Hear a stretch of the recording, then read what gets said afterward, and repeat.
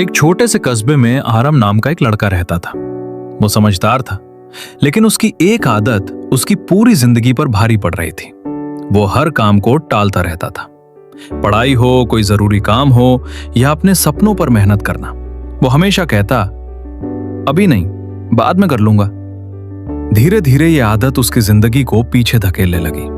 उसके दोस्त आगे बढ़ते जा रहे थे। कोई अच्छे कॉलेज में पहुंच गया, कोई अपने करियर में सफल होने लगा, लेकिन आरव वहीं का वहीं खड़ा था।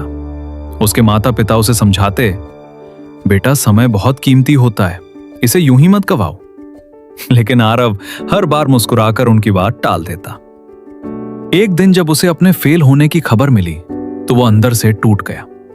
उसे पहली बार एहसास हुआ कि शायद गलती दुनिया की नहीं, उसकी अपनी है। उसी शाम वो शहर के बाहर रहने वाले एक ज्ञानी बुजुर्ग के पास गया, जिनके बारे में लोग कहते थे कि वे जीवन की सच्चाई बहुत सरल तरीके से समझा देते हैं। आरव ने उनके सामने बैठकर कहा, बाबा, मैं मेहनत करना चाहता हूं, आगे बढ़ना चाहता हूं, लेकिन हर बार टाल देता हूं, मेरी मदद कीजिए। बुजुर्ग मुस्कुराए और बोले, मैं तुम्हें कोई सलाह नहीं दूंगा, बस एक छोटा सा अनुभव दूंगा। उन्होंने आरव को एक दीपक दिया और कहा, इस दीपक को लेकर उस पहाड़ी के ऊपर जाओ। वहां तुम्हें एक संदूक मिलेगा जिसमें तुम्हारी मेहनत का फल छिपा है, लेकिन ध्यान रहे, यह दीपक केवल एक ही रात तक जलेगा। अगर यह बुझ गया तो तुम्हें कुछ नहीं मिलेगा। आरव उत्साहित हो गया। उसने दीपक लिया और चल पड़ा। रास्ता ज्यादा मुश्किल नहीं था, लेकिन उसने सोचा, अभी तो बहुत समय है, थोड़ी देर आराम कर लेता हूं। वो एक पेड़ के नीचे बैठ गया और मोबाइल निकालकर वीडियो देखने लगा। कुछ समय बाद उसने सोचा, अभी भी दीपक जल रहा है, थोड़ी और देर रुक जाता हूं। धीरे धीरे समय बीतता गया और वो वहीं समय बर्बाद करता रहा।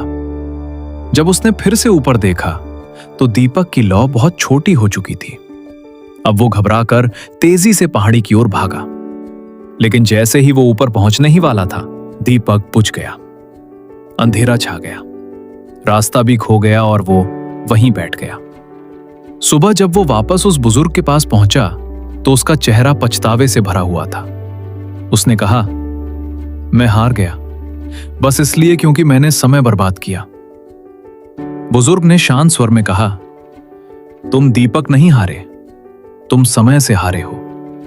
जीवन भी उसी दीपक की तरह है, धीरे धीरे जलता है। जो समय रहते चल पड़ता है वही अपने लक्ष्य तक पहुंचता है। उस दिन के बाद आरव की जिंदगी बदल गई। उसने टाल मटोल छोड़ दी और हर काम को समय पर करना शुरू कर दिया। धीरे धीरे वो वही लड़का बन गया जिसे लोग कभी पीछे समझते थे, और अब वही सबके लिए प्रेरणा बन गया। इस कहानी से हमें एक सीधी सी सीख मिलती है, समय हमारे पास सबसे बड़ी दौलत है। अगर हम इसे बेकार की चीजों में खो देंगे तो जब हमें इसकी सबसे ज्यादा जरूरत होगी तब ये हमारे पास नहीं होगा। इसलिए आज से ही शुरुआत करो, छोटे छोटे कदम उठाओ, लेकिन समय को हाथ से जाने मत दो, क्योंकि जो आज है वही सबसे सही समय है।